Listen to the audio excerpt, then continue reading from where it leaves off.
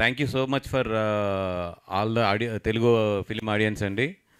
ఈ సినిమా చాలా చిన్నగా, అంటే కరెక్ట్గా చెప్పాలంటే 110 స్క్రీన్లతో స్టార్ట్ అయిన ఈ సినిమా ఈరోజు 382 స్క్రీన్స్లో, రాత్రి సెకండ్ షోస్తో కలిపితే 382 స్క్రీన్స్కి వెళ్ళిందండి. అదేవిధంగా యూఎస్లో 27 స్క్రీన్స్తో స్టార్ట్ అయిన సినిమా ఈరోజు 86 స్క్రీన్స్లో అక్కడ ప్లే అవుతుంది. నిజంగా అంటే ఇదంతా కూడా ఒక చిన్న సినిమా అయినా కూడా, ఐ మీన్ కంటెంట్ ఉన్నప్పుడు చిన్న సినిమా పెద్ద సినిమా లేదు, ఒక మంచి కంటెంట్ ఉన్న సినిమా ని జనాలు ఎంత బాగా ఎదరకు తీసుకెళ్తారు, మౌత్ టాక్ అనేది ఎంత పవర్ఫుల్. అదేవిధంగా ఈ సినిమాకి మౌత్ టాక్తో పాటు మా మీడియా మిత్రులందరూ కూడా చాలా బాగా దీన్ని ప్రమోట్ చేశారు. అంటే ఈ సినిమా బాగుంది, నిజంగా 100% ఇంత కాంపిటీషన్లో వస్తుంది కాబట్టి ఈ సినిమాని బాగా ప్రమోట్ చేయాలని చెప్పి మీరు కూడా భుజం మీద వేసుకుని తీసుకెళ్ళిన విధానం కానీ అన్నీ కలిపి ఈరోజు రాత్రికి 11 crores గ్రాస్ చేసింది ఇంచుమించు. ఇదే కాకుండా ఈరోజు చూసుకుంటే, అంటే సెకండ్ వీక్ ఇది మనం చూసుకుంటే సిటీలో చాలా స్క్రీన్స్ మ్యాట్నీ షోస్ చూస్తే 60% 70% ఆల్రెడీ ఫుల్ అయి ఉన్నాయి. నిజంగా ఇదంతా కూడా ప్రేక్షకులందరికీ కూడా మా గీతార్స్ తరఫున నిజంగా ధన్యవాదాలు తెలుపుకుంటున్నామండి.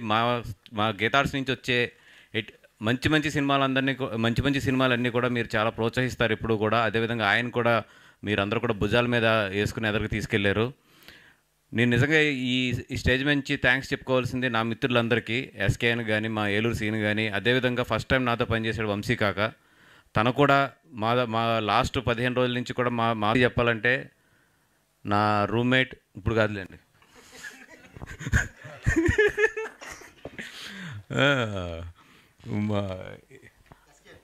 మా మైక్ స్టార్ ఎస్కేఎన్ అయిపోయింది నామం, మా మైక్ స్టార్ ఎస్కేఎన్.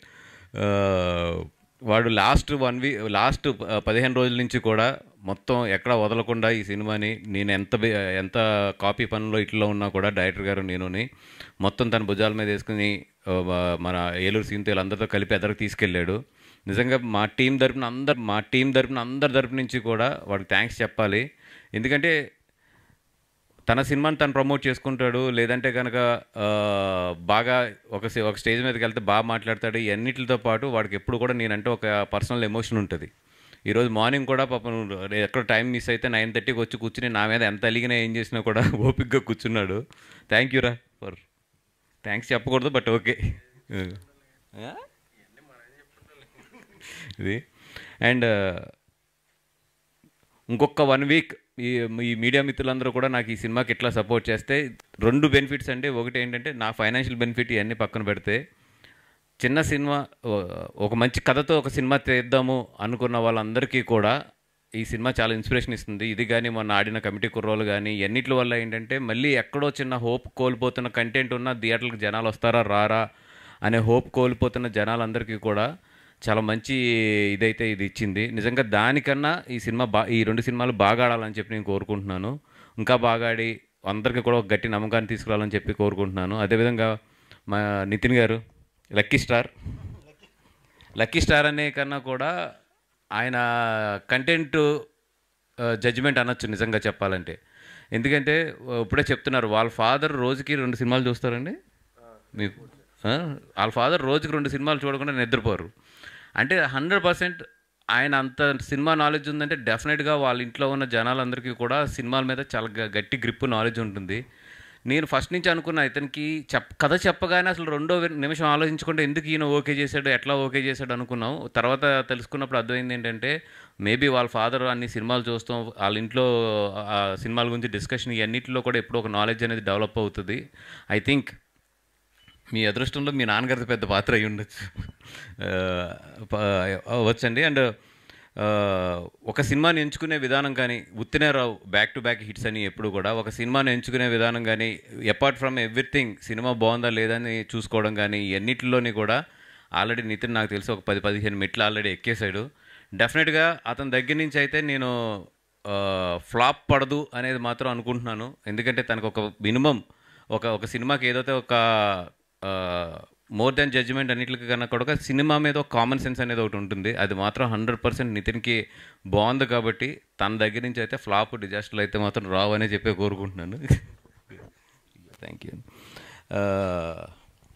అదేవిధంగా మా డిఓపి చాలా హింస పెట్టాను, మామూలు హింస కాదు పాపం, నాకు బడ్జెట్ అవ్వకూడదు, అట్ ది సేమ్ టైం ఎండ్లో షూట్ చేయకూడదు. ఎట్లా కాపురం జరగకూడదు, పిల్లడు పట్టాలన్నట్టు. కాపురం జరగకూడదు, పిల్లడు పట్టాలన్నట్టు. అదే గీతార్ట్స్. పాపం మన నా హింసని, డైరెక్టర్ గారి హింసని మొత్తం బరాయించి, నిజంగా అంటే ఒకటే అడిగాం డైరెక్టర్ గారికి, గుర్తుందో లేదో, ఆయన అడిగింది ఏంటంటే, ఇది చూస్తుంటే ఒక వర్షాకాలంలో ఒక నెల రోజుల పాటు 2 నెలల పాటు వర్షం జరుగుతుంటే, ఒక చిన్న అలా మబ్బులో ఉంటే హ్యాపీగా ఉండాలి ఈ సినిమా అన్నారు. నిజంగా ఈ సినిమా డిఐ చూస్తే కనుక మీకు ఎప్పుడు చూసినా ఎండ అనేది ఎక్కడా కనపడదు. ఒక చిన్న మబ్బులోనే, ఒక మబ్బు వాతావరణంలోనే సినిమా జరుగుతున్నట్టు కనబడుతుంది. ఆ కష్టం అంతా కూడా డిఓపిదే మొత్తం. ఈవెన్ నేను ఫస్ట్ థియేటర్కి వెళ్ళే వరకు కూడా డిఐ కాపీ చూడలేదు నేను, తన మీద ఉన్న నమ్మకం కొలిది. 100% నేనేమనుకున్నానో దానికన్నా కూడా చాలా, మేమేమనుకున్నామో దానికన్నా కూడా చాలా బాగా డెలివరీ చేశారు తను. Thank you. ఇది అండ్ మా అర్షద్ రామిరియాల్ గారు 100% హైదరాబాద్లో ఇంకొక మంచి మ్యూజిక్ డైరెక్టర్ దొరికాడు మనకి. డెఫినెట్గా ఇతనితో ఉన్న స్పెషాలిటీ ఏంటంటే, ఇతని దగ్గర మీరు వెళ్ళక్కర్లేదు, ఇతనే మీ దగ్గరికి వస్తాడు మొత్తం. అందరి దగ్గరికి వెళ్ళలేవు.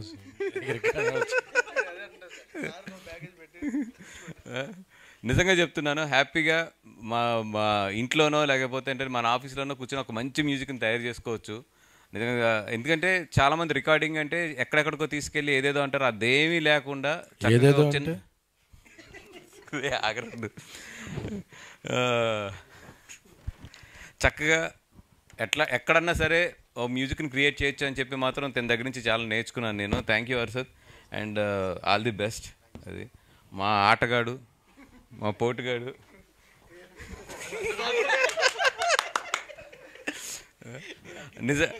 అంకిత్ వచ్చి స్క్రీన్ మీద ఆటగాడే, రియల్ లైఫ్లో ఆటగాడు వచ్చి మా అంజీ.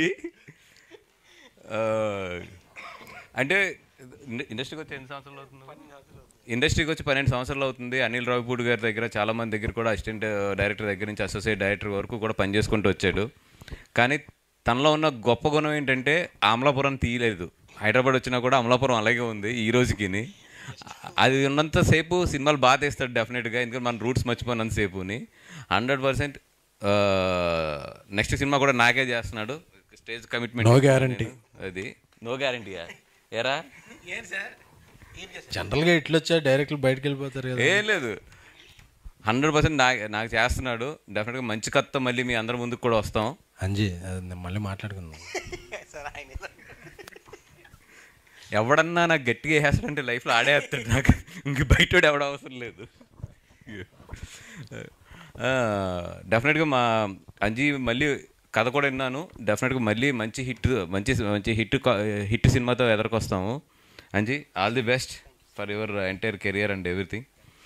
అండ్ మా నయన్ ఇక్కడ లేదు పాపం, చాలా రోజులు ఈ సినిమాకే ప్రమోషన్ స్టిక్ అయ్యి ఉండి వేరే సినిమాలు, తను ఆల్రెడీ 2 సినిమాలు చేస్తుంది. ఆ సినిమాల డేట్ల గురించి ఇట్ల గురించి తను వెళ్ళవలసి వచ్చింది.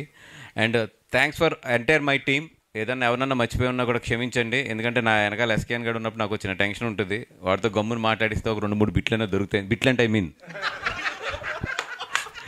2-3 పంచులు దొరుకుతాయని చెప్పి, అవి వైరల్ అవుతాయి, సినిమాకు ఉపయోగపడతాయని చెప్పి. అది రారా